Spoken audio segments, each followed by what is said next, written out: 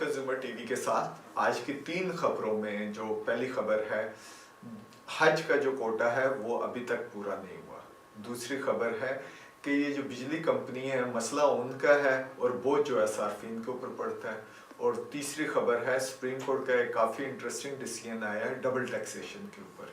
वो क्या है, तो पहली खबर की तरफ हम चलते हैं।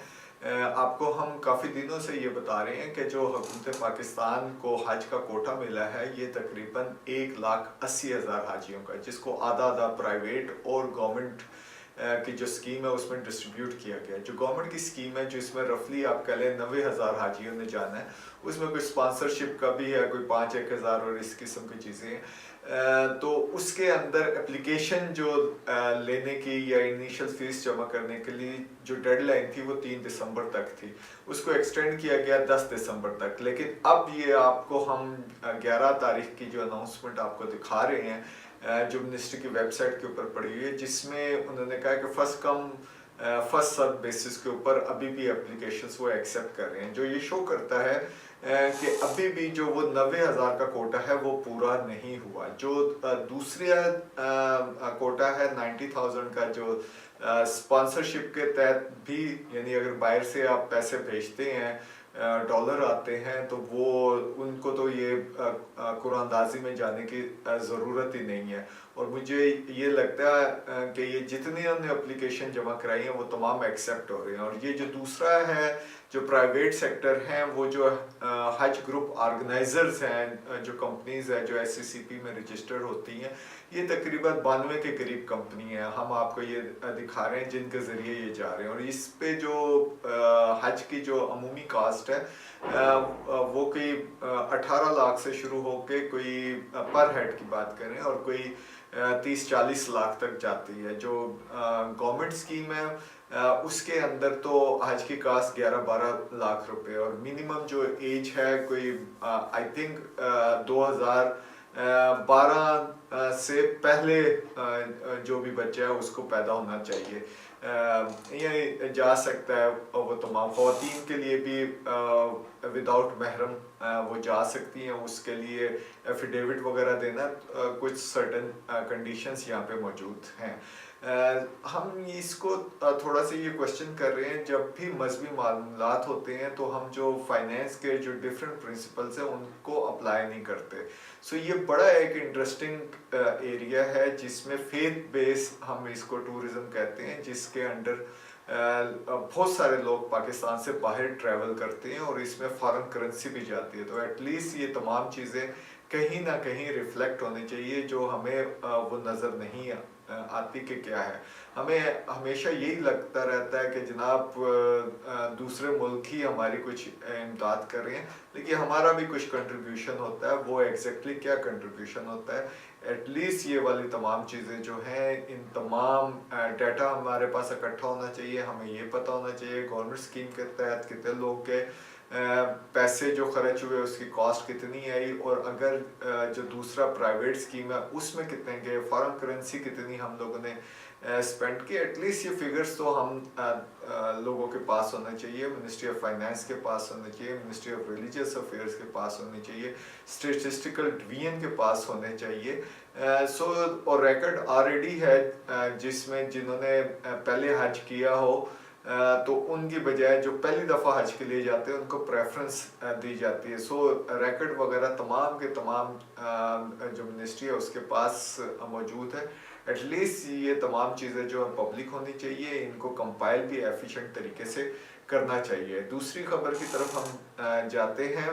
NEPRA, national electric regulatory authority ने ये 2023 और 24 की एक परफॉर्मेंस रिपोर्ट जो है वो जारी की है, जिसमें इसके डिफरेंट इंडिकेटर्स होते हैं, जिसके तहत ये जो तकसीम कार कंपनी है, जैसे इस्लामाबाद की होगी, हैदराबाद की होगी, कराची की होगी, सखर की होगी, पेशावर की होगी, कोयटा की होगी, आप लाहौर की होगी, फैसलाबाद की होगी, तो ये तमाम जो है ना पीरियोडिक उस रिपोर्ट के अंडर जो इंडिकेटर्स या जो डाटा होता है वो नेपरा को सबमिट करते हैं और फिर बाद में नेपरा इसको कंपाइल करता है। नेपरा की ये जो रिपोर्ट रिलीज हुई है रिसेंटली, उसके मुताबिक जो मेजर कंसर्न है जो कंज्यूमर्स के लिए है वो बेसिकली ट्रांसमिशन और डिस्ट्रीब्यूशन लॉसेस हैं। मसलन कुंडे का इस्तेमाल अनऑथोराइज जो बिजली यूज़ की जाती है या रिकवरी वो नहीं कर पाता, तो इसकी जो ये जो ट्रांसमिशन और डिस्ट्रीब्यूशन लॉसेस हैं,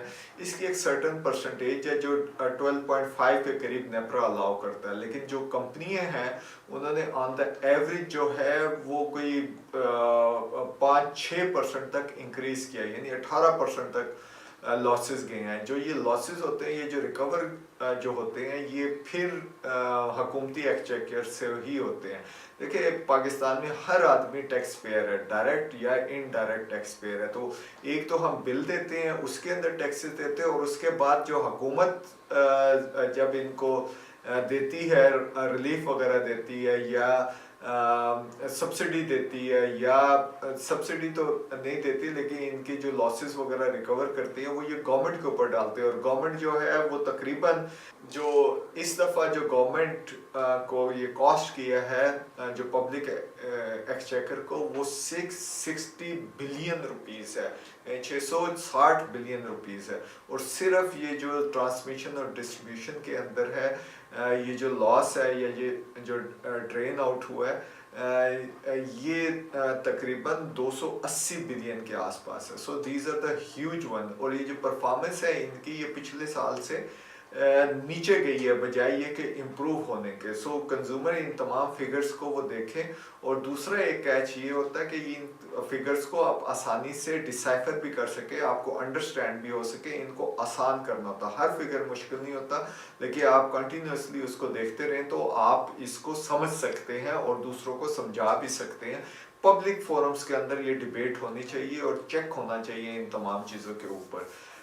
तीसरी खबर की तरफ चलते हैं। सुप्रीम कोर्ट ने एक डबल टैक्सेशन के ऊपर एक अभी डिसीजन दिया है, जिसमें उस डिसीजन का तो क्या, वो तो कंपनी स्पेसिफिक है, लेकिन उस डिसीजन में उन्होंने ये कहा है कि ये जो डबल टैक्सेशन के कन्वेंशंस हैं जो डिफरेंट कंट्रीज़ के दरमियान होते हैं, ये अच्छे होते हैं। और ख़ास तौर पे ये जो इकनॉमिक ग्रोथ है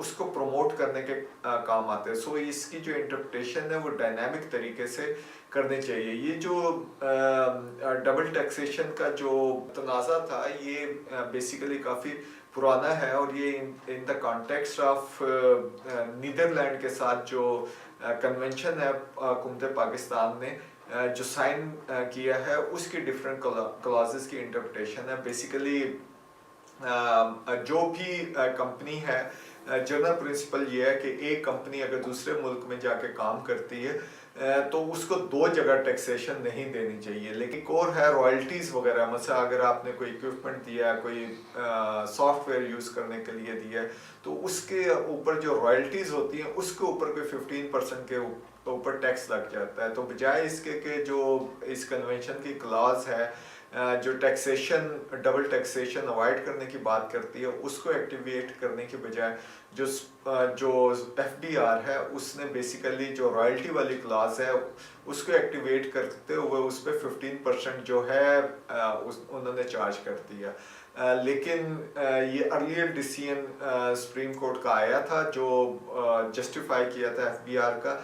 ये रिव्यू में जब गए हैं तो उन्होंने इस डिसीजन को अपना वापस ले लिया। सो ये काफ़ी वाइब्रेंट की सी चीज़ है। जनरली ये इम्प्रेशन यही था प्राइवेटाइजेशन के हवाले से और दूसरी चीज़ों में कि सुप्रीम कोर्ट जब भी इंटरवीन करती है तो हमारी इकोनॉमिक पॉलिसी या फाइनेंशियल जो सिस्टम्स की ग्रोथ है वो एक साइड पे होती है और सुप्रीम कोर्ट अपना ही चलाते हैं। इसमें अक्सर कोर्ट किया जाता है, रेको के एग्रीमेंट्स कोर्ट किए जाते हैं। इसी तरीके से वो कराची स्टील मिल का जो वो प्राइवेटाइज हो रही थी उसको डिसीजन को सुप्रीम कोर्ट ने रिवर्स वगैरह करने के ये डिसीजन कोर्ट किए जा रहे हैं। लेकिन अब ये जनरली आपको ये लग रहा है कि सुप्रीम कोर्ट जो है ना वो इकोनॉमिक ग्रोथ और थोड़ी लिबरल जो है इंटरप्रिटेशंस इस साइड के ऊपर कर रही है।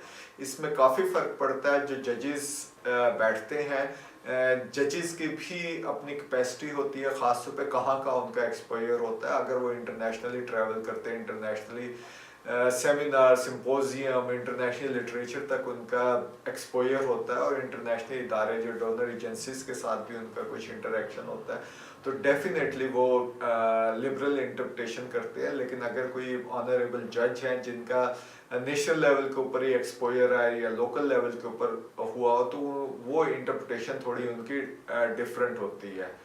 देखते रहिए कंज्यूमर टीवी।